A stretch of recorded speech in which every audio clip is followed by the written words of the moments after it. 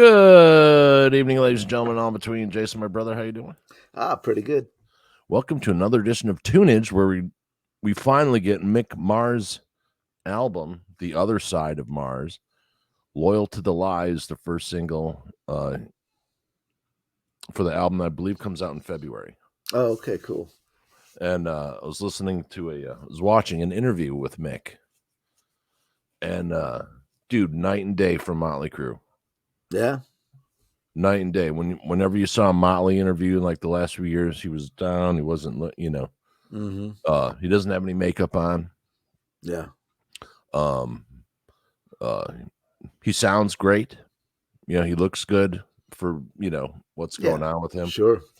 And had a lot to say. Mick wasn't the person who gave the interviews, so he's not as media savvy, right, as the other guys. But he's coming around. He's already working on a second album.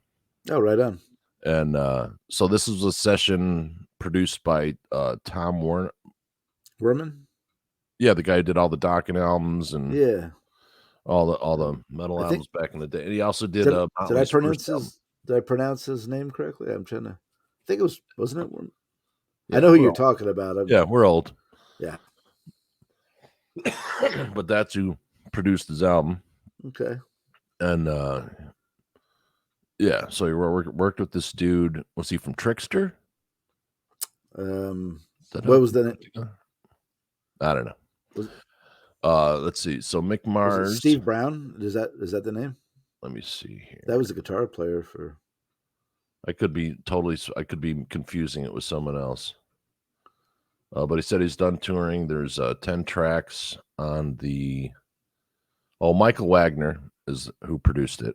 Oh, Mike Wagner, yeah, right. Yeah, he also produced "Too Fast for Love," and he knew Mick way before Motley Crue. Sure, yeah. So drummer Ray Luzier is on there, bassist Chris Collier, and singer Brian Gambia, who contributed lead vocals to 2 songs. The guitarist enlisted a crack team of musicians to help him along the way. A key contributor to the project was winger and former Alice Cooper keyboardist Paul Taylor, who, in addition to performing on the record and assisting Mars in co-writing many of the tracks, introduced the guitarist to powerhouse vocalist Jacob Bunton, who's does most of the vocals minus 2 tracks. Okay. So here we go. And we're Team Mick, by the way, so.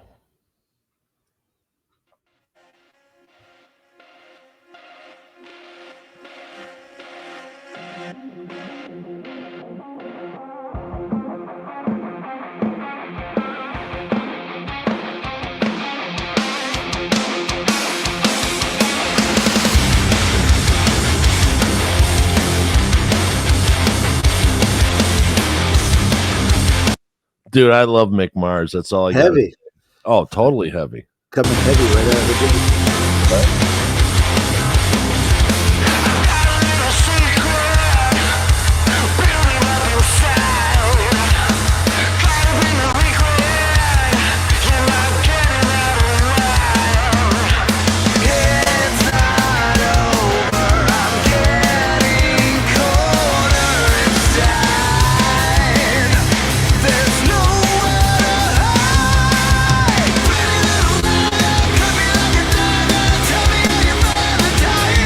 Very commercial.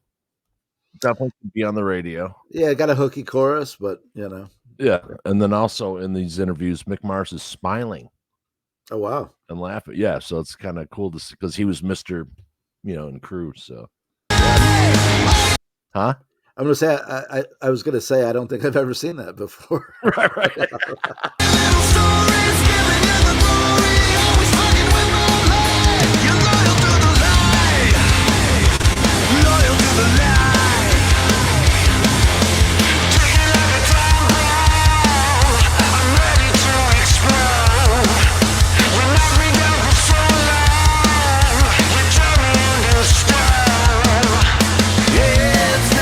It's also interesting to hear Mick play with the real bass line.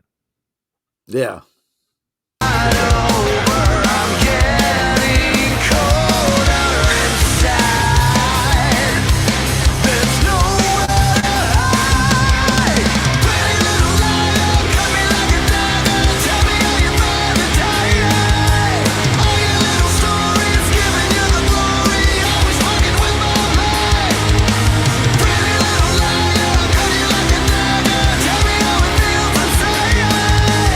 Also in this interview, they're like, "Oh, what do you know?" He's like, "Oh, I wanted to be really heavy, but there's guys that already live in that spot, so I don't want to take their spot." He's like, "Heavy like what?" He goes, "Like fucking guar." He's like, just like thick, thick and heavy. Right.